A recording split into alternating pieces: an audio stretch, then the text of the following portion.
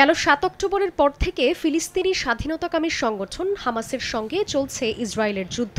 Hamas নির্মূলের নামে Israeli তাণ্ডবের বিরুদ্ধে যুদ্ধের ময়দানে নামে লেবাননের সশস্ত্র গোষ্ঠী হিজবুল্লাহ। নেতানিয়াহুর সেনাদের ওপর রকেট হামলা চালিয়ে যাচ্ছে গোষ্ঠীটিও। এর মধ্যেই চলতি মাসে সিরিয়ার দামেস্কে ইরানি কনসুলেটে ইসরায়েলি হামলা, এর প্রতিশোধে ইসরায়েলি ভূখণ্ডে তেহরানের হামলা, সবশেষ পাল্টা বদলা নিতে ইরানের ভূখণ্ডে নেতানিয়াহু বাহিনীর হামলায় অস্থির গোটা মধ্যপ্রাচ্য।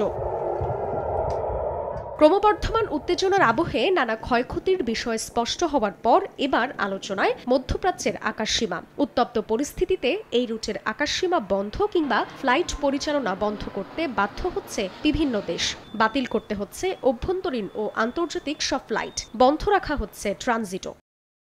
বৃহস্পতিবার ইস্পাহানে বিমানবন্দরের কাছে বিস্ফোরণের পর কয়েকটি শহরের ওপর দিয়ে বিমান চলাচল স্থগিত করে ইরান। এর আগে গত শনিবার ইসরায়েলে ইরানের হামলায় সৃষ্ট উত্তেজনার জেরে গত ১৪ এপ্রিল আকাশসীমা বন্ধের ঘোষণা দেয় জর্ডান, ইরাক ও লেবানন।